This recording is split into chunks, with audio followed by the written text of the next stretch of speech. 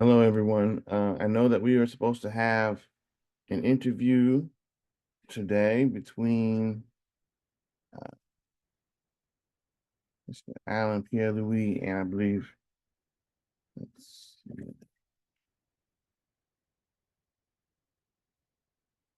Dr. Erica Thompson, but neither one of those participants have been in contact with me today. Um,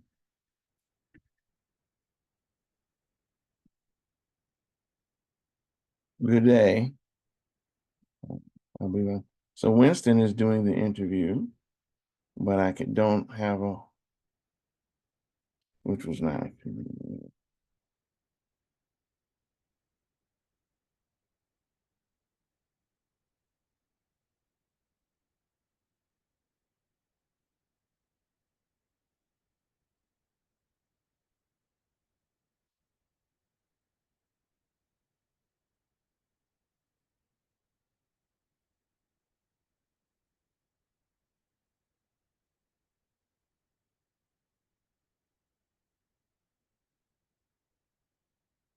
Yeah, hello, Dr. Robertson. I believe I'm the one that's supposed to be conducting the interview with Dr. Thompson. Okay. Do you have Dr. Thompson's contact information? I do not. Um,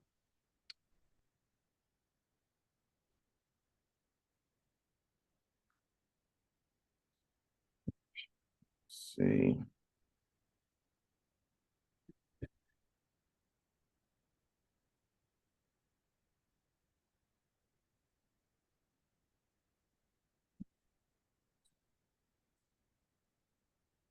Give me just a second.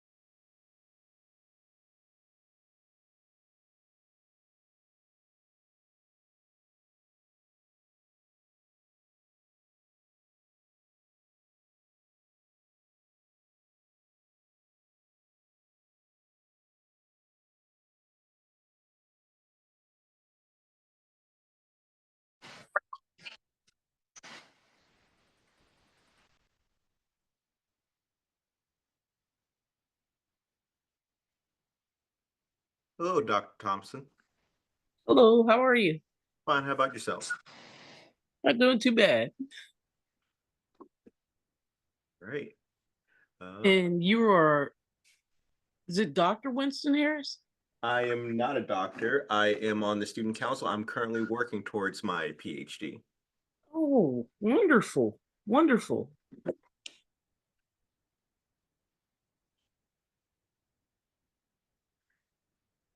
Yeah, I have to talk to you about um getting a certain fellowship that I got when I worked for Dr. Lyons. Oh, I am definitely in the market for fellowships. Yeah, it's pretty nice when it's with NASA. Oh, can't beat it. Mm-hmm. All right, Dr. Robertson, are we good to start? Yes, you can start at any time. Okay. So, the first question I have on the agenda is what inspired you to pursue a career in STEM? It's funny, because I always wanted to go to medical school, like one of my uncles. And when I the year that I was about to go, one of my good friends had a child and asked me to be there, and I felt queasy.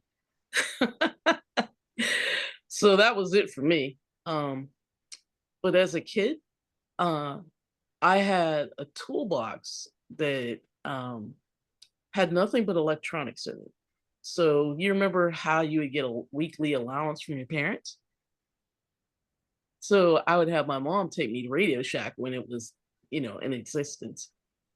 And we pick out capacitors and transmitters and things like that. And I put together the kits. And then I started doing things on my own as I got older. And so I always had an affinity for it. Oh, thank you. And I skipped a step here. Would you like to introduce yourself for the audience? Sure.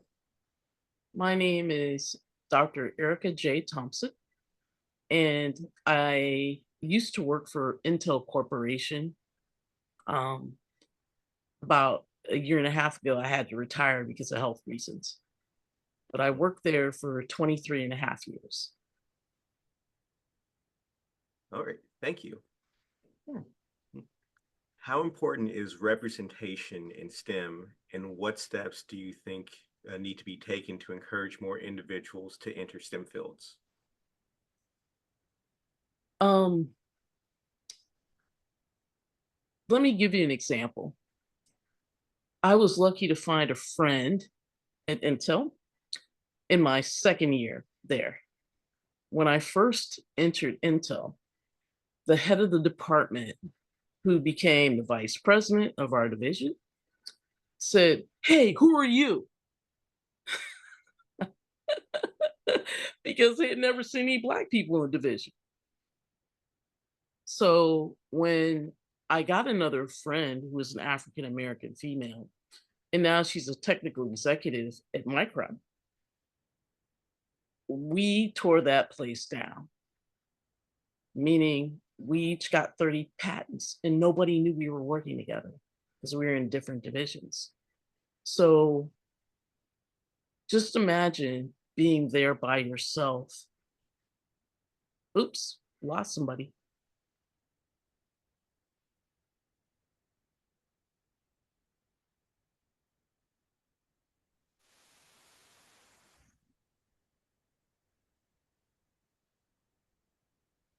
Yeah, I don't know what just happened right there. Yeah, it's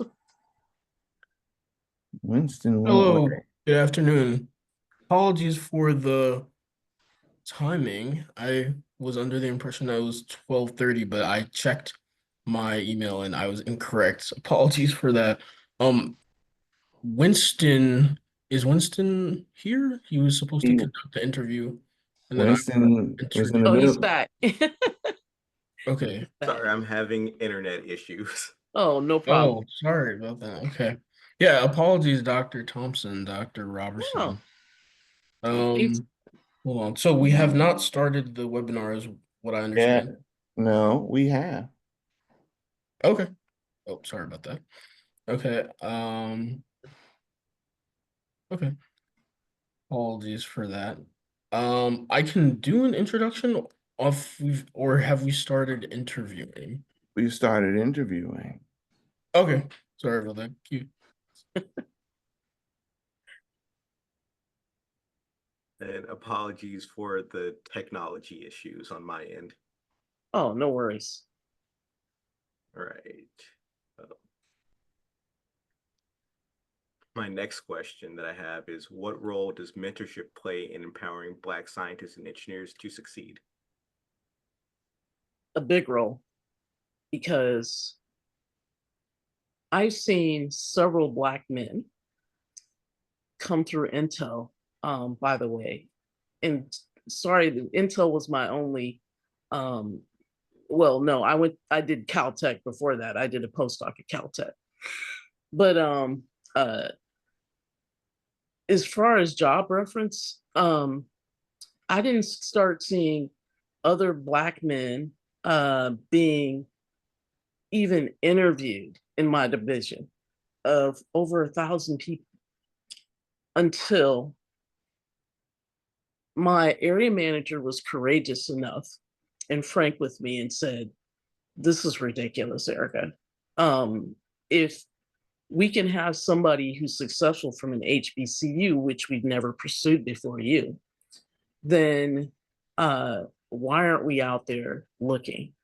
Can you please take the time to go to every university you possibly can and find people?" So I did.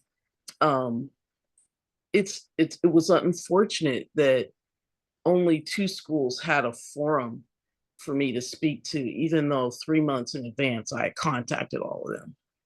So we have to fix that. We have to fix that, because I was coming with the ability to give every one of them, and this is 15 years ago, $110,000 starting, and that didn't include stock options or anything else. And only my advisor and my advisor's school were prepared to receive me. So I would walk on the campuses, on other campuses, and they were like, "Oh, you here today? Come on, guys, we got to be better." I mean, I was looking to hire a bunch of people, and I only got 10. And that's after going to every Black school I could possibly go to. And why is it important? Because I didn't know what I had inside me. You don't know what you have inside you.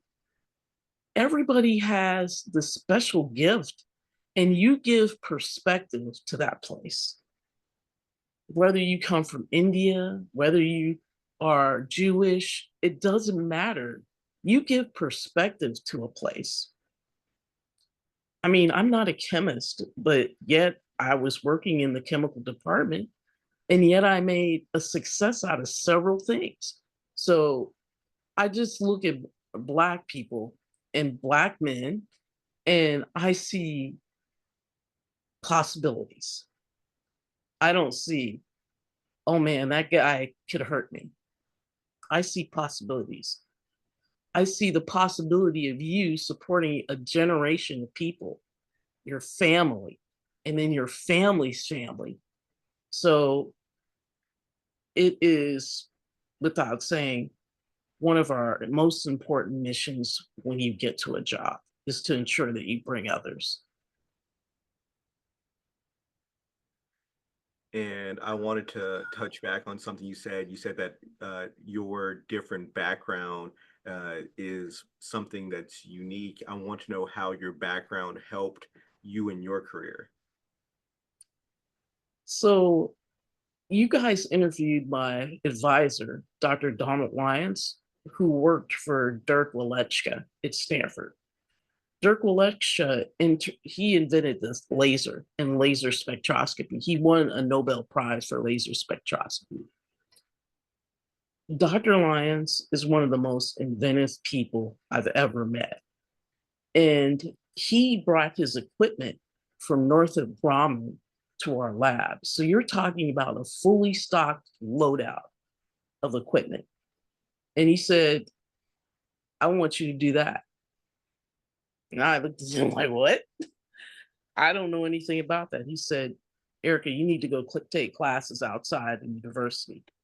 The reason is they haven't offered this in years. So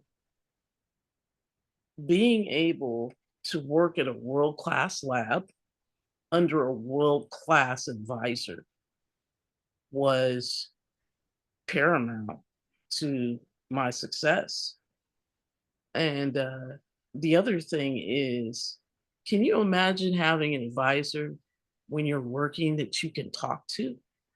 He may not be in your field, but he says, go home, take a deep breath, do what you've done before, and you'll be successful. And I don't know if you believe, and I'm sorry if I offend anybody, if you believe in God in any way, taking that deep breath, things happen. You know which papers to read, you know what direction to go in, and you are truly successful, even if no one else sees it. And your compassion and kindness, given the things that you've dealt with over your life, allow you to also give those gifts to others. And that is a powerful thing.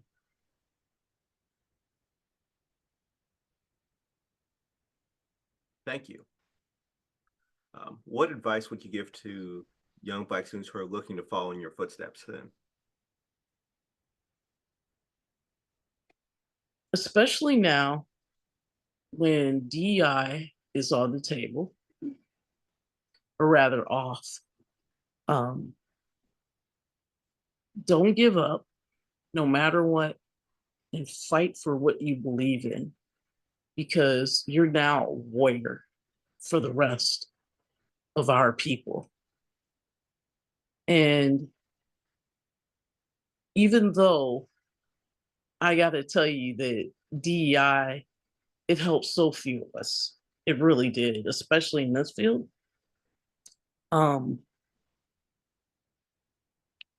Don't give up. Keep pushing. The opportunities are out there. You are competent. You are gifted. And the other thing is never stop learning. Don't think, oh, I have a PhD, I'm done. This is just the tip of the iceberg.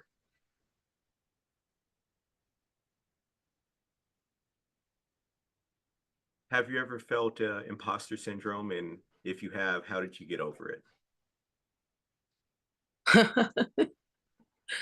No, I haven't, because I knew where I came from and I knew where I wanted to be all the time. And anybody who made reference to that, I would sit down with them and tell them what I see in them, the possibilities.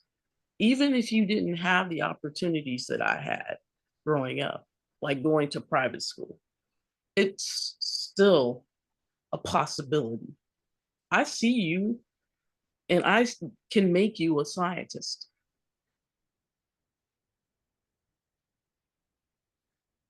Thank you. How can organizations better support underrepresented groups?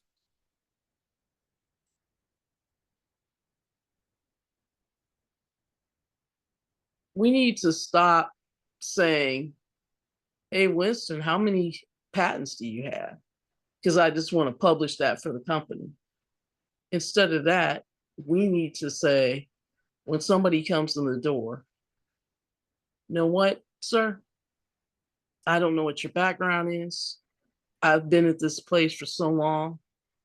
I want to make sure that you are successful, and I want you to do the same for somebody else. You promise me that. And then walk them through the process.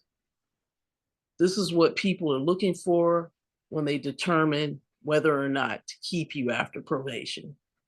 This is what people are looking for when they want to promote you. And these are the things that they have to do. And I have to be frank, it's a little bit different for Black men. And I saw it Intel. It's a little more difficult. Uh, they tended to get more negative feedback than I did. So know that you have to do more than I did to do what's required. So you have to be on a level that you know what everybody else in the room is doing and not let them know you know it. If that makes sense to you. Yes. I want to take this time to invite the audience members that they are encouraged to ask questions as well Okay. in the chat. And I will, as they come through, I will ask them of our guest. In the meantime, I have another question. Can you share some experience where you faced challenges? So when metal gates came out, they had titanium, aluminum, this is well known now, on one side at the gate. And then on the other side, they had, it's been a while, like tinitride and a couple other things. So somebody decided that they wanted to put 5% platinum to add some performance, which it showed positive results. But if you put 5% nickel platinum and you have to clean that on top of all the other precious metals, what are you going to do? So even if you're not a chemist, here's what I thought about. And it took me a couple of years to do it, by the way, because there was residue left. I said, what if we can shake this off, and because it was on the surface, what if we could shake this off in a liquid that's commensurate with all the other metals? And it worked. So the company who sold me the chemistry to do it, I had to end up putting something called a chelating agent inside of the solution. And what chelators do is if you have a solution and you dissolve a metal, it grabs onto that metal and it holds it in solution. So I'm saying something that's over 2 years of work, and it seems very simple, which it should be. This is how well you have to know things. Everything is very simple in the end. So that ended up working. We got a friend, my Boston Terrier, sorry. And that ended up working. And I wrote the patent in such a way, and this is the funny thing about patents, and you'll see Dr. Lyons says the same thing. It doesn't have to say specifically what you're doing. It can be very vague, and it can involve a bunch of things that you've never even tested. But you can say things like water, because all your chemicals have water in them. You can say things like sulfuric acid, even though you didn't know it wouldn't work. You can cover your bases so that no one ever could possibly do it. Well, sure, 5 years, 10 years, somebody may come up with another chemistry and you didn't. But you can make things that simple. And people told me, by the way, that chemistry would never get patents. But I didn't patent the chemistry, I patent the structure. So that was super challenging. But it worked. Right. I do see a question. Yeah, Winston, I Okay. could read that one. All right. So it's from Dr. Robertson, and it asks of you, Dr. Thompson, where did Dr. Thompson go to school? What is Dr. Thompson's educational background? So if you could expound on that a little bit. I had read that you came from Hampton, correct? That's correct. I took quite a few courses at William and Mary down the road, um, because they weren't offered at Hampton at the time. I also found that because of my education in another African American university, I ended up having to backtrack and retake courses that, I already had taken just to come up to speed. So I'm saying this to you because you have to do what is necessary to be successful.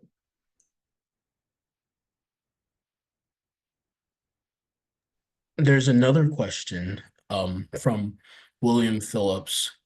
Dr. Thompson mentioned that Black men had a harder time than you, a Black woman, did. Naively, I would have thought that being both a woman and Black in a tech environment would be doubly hard. Why do you think that the gender difference played out the way it did in your case? And do you think your case is typical? So the reason it did is because first year I listened. I didn't say a thing. I listened to everything that was going on. And I became somewhat of an expert in what other people were asking other folks to do. My boss was giving me projects that were not worthy of people with PhDs. So I needed to listen and understand what it was going on with the other people at big projects. So I ended up completing a project that I wasn't supposed to. And by the way, I was scolded for it by my present boss, but then the area manager said, I want you to do more of that. Now, if one of you gentlemen had done that, they would have smacked you on the wrist. You wouldn't have been offered the opportunity because I've seen it. So it was more of an experience thing and more of a, I guess, threat um complex, I guess, in that case. Yeah. So So the other thing too is um when somebody reaches out to offer you help, don't say, "Oh yeah, I got it. I got it. I'm cool. I'm cool. I don't, what, who are you?" No, no, no. It's a blessing in disguise. understood. Thanks. So we have a question by Nkiru Campbell Ubadike, and she says a very interesting statement you made was, "I can look at you and make you a scientist." Can you elaborate on this, please? So if you remember, go back to your childhood and remember where you were. Several of us have experienced, being in a one parent family. And our mothers working their fingers to the bone. So with all of that said, I still had the desire to do science no matter what. My mother nurtured it.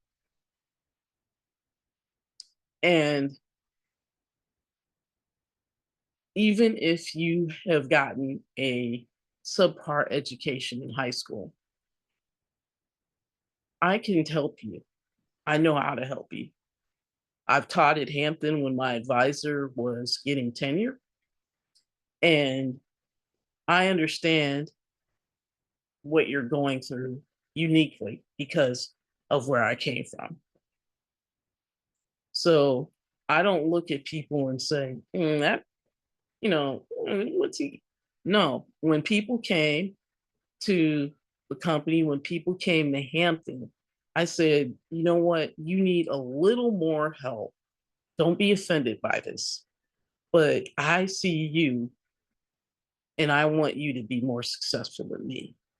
So why don't we sit down and, do a little more work?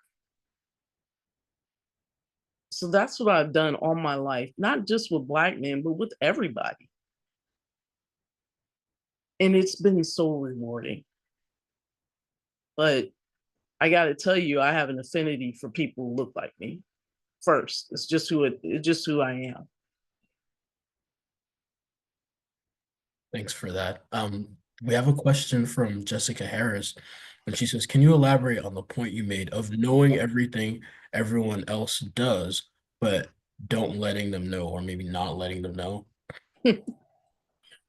So what I did was I went to talk to people who owned meetings and asked if I could just sit in.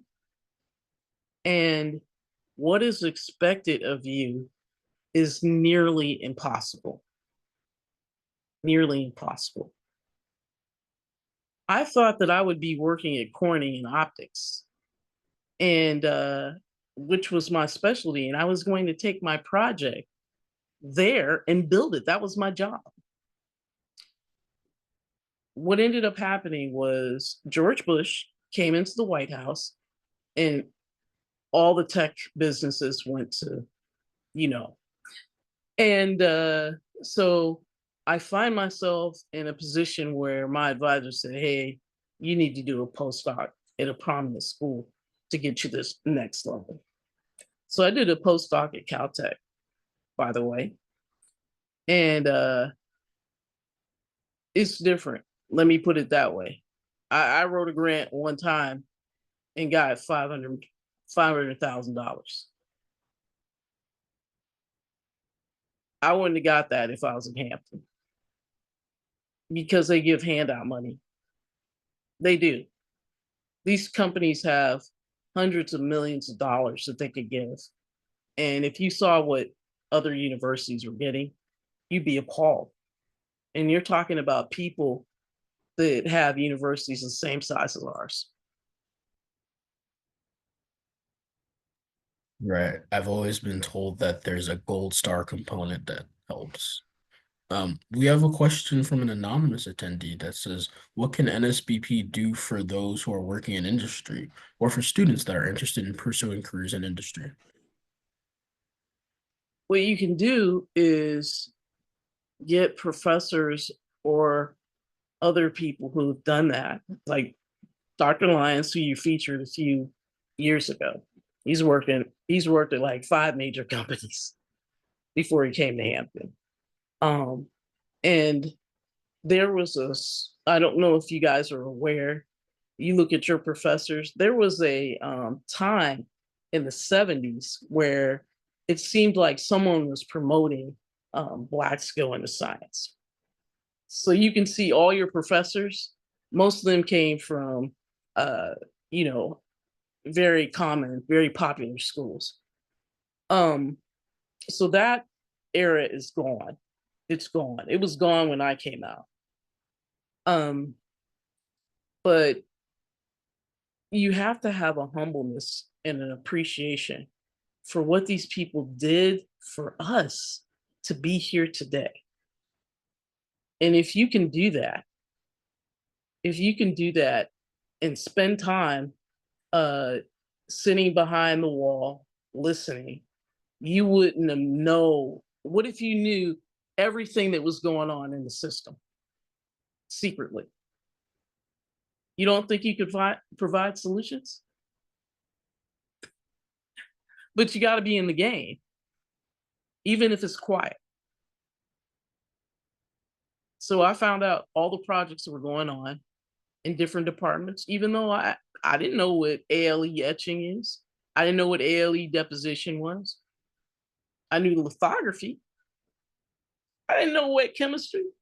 So after my job, I went home and read and went through the notes of all those little meetings I went to, saying, I may have a solution for that.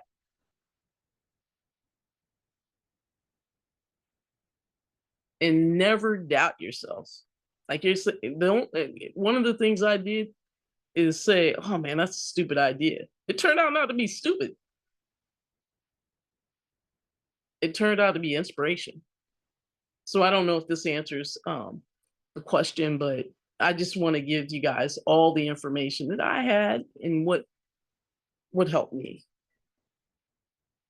I also have a big ass library of books, by the way. I take one course and I have 5 books with each of them because you got to get perspective that relates to you and what you can learn. And sometimes it's not in the book that's assigned. You can come back and look at the book, which you have to, but you get perspective from other books. Thanks. And keep your library. Do not sell your books. Right, understood. Yeah, I believe that there was a time that you were talking about for sure, with Ford Foundation in the 70s and such, that, Black scientists were being promoted and then that era ended. Winston, did you have any more questions? I'm looking for more questions from the audience, if any.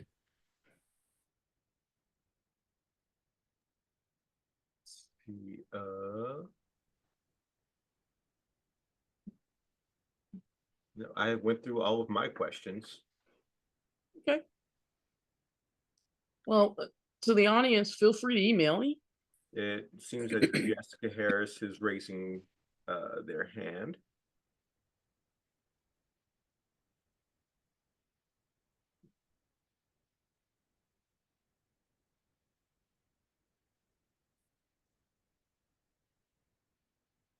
Alan, can we promote Jessica to ask the question? No, but she can. Okay, here she is. There we go.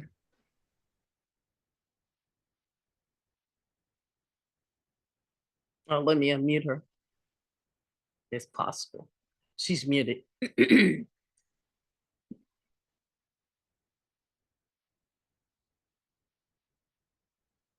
I missed a question from Dr. Robinson. Right. Jessica Harris has to be unmuted, but also Dr. Robertson asked, did Dr. Thompson always want to go to industry and why? So did you have any aspirations of going to academia first, but then transition to industry? Was there any pathway that diverged? How did that happen? So I did always want to go to industry, and it's because of my professors. Almost every one of them that I knew, and I call them professors in general.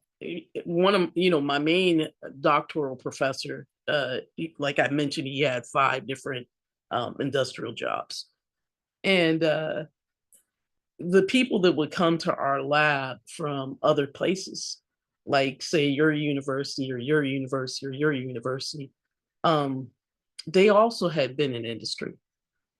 And I would listen to them talk about their times and what they did. So the ones that were in academia, they were there post retirement from industry. So I always thought that would be my path. Do a little time in industry and then come back and do academia. So that's what really inspired me to do that. I didn't grow up and say, oh yeah, I want to be a chemist at Intel. I thought they were hiring me for lithography. They said chemistry. I started laughing.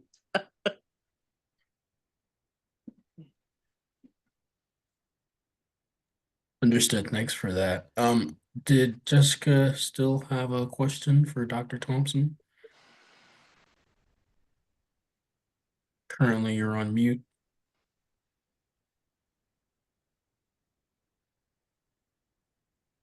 Okay, so I'll move on. So Dr. Robertson has another question. Do you have a degree in chemistry? Actually, I had a minor from Fisk University in chemistry, but No, I wasn't interested in chemistry as much as physics. But the relationship is extremely strong between the both. Um, and one thing that if you haven't seen, that you'll realize is doing something that's, and this is my opinion, by the way. So doing something that's a little more complicated prepares you for doing things that are foundationally for physics.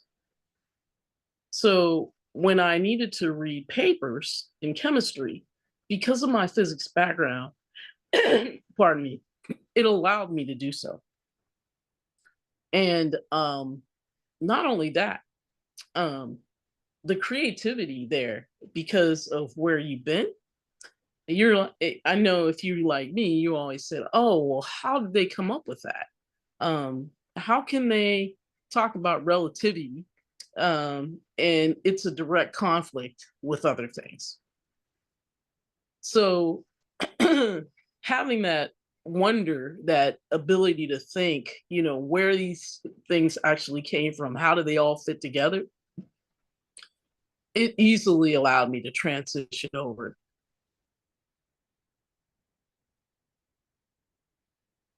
Okay, another question that I thought of. What traits would you say make people the most successful in a career path? Whatever it is that's in your heart.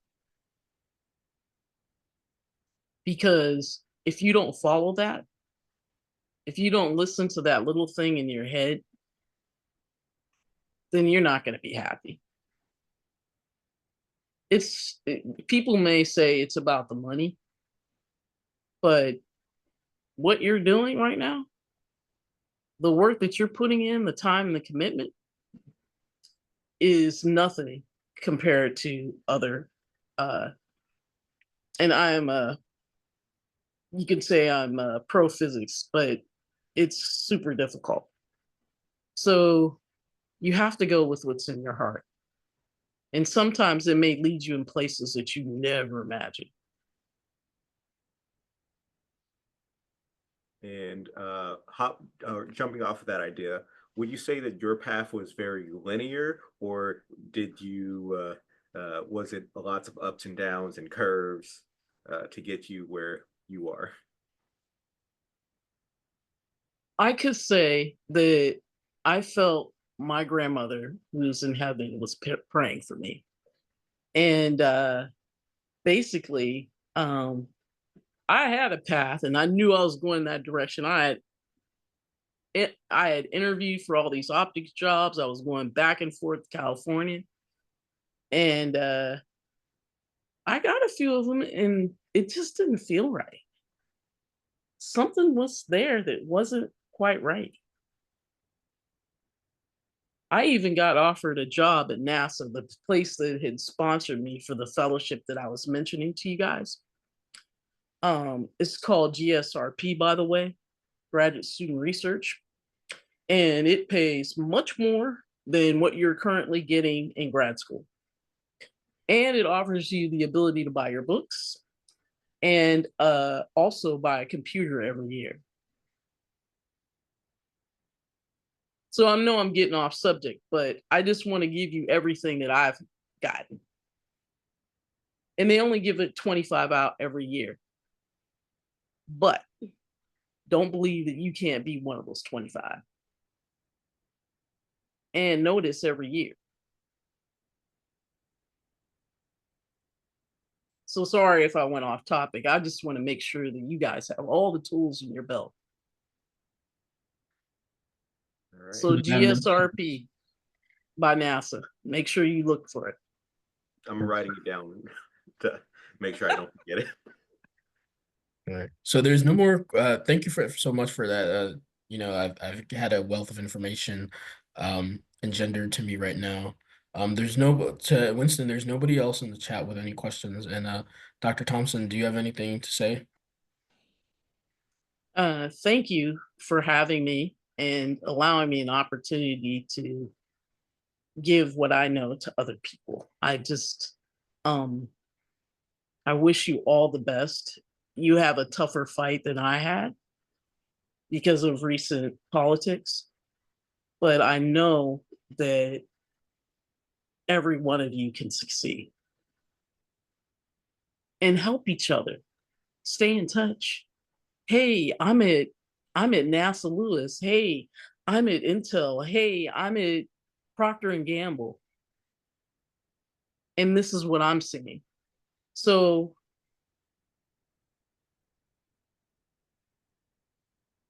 do that. Talk about what it is that made you get a promotion and share that. Don't sit in a box. So what you're doing now using this forum, continue to do so.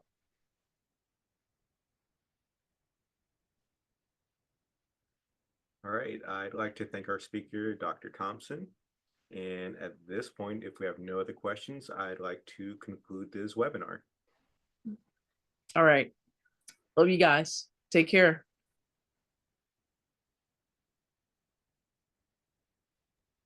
Thank you so much. We appreciate you. Oh, I appreciate you as well. All right, you have a good day. You too. All right, bye-bye. All right then, Winston. Thank you so much, man. Yeah, thank you. All right, take care. Bye-bye. Bye.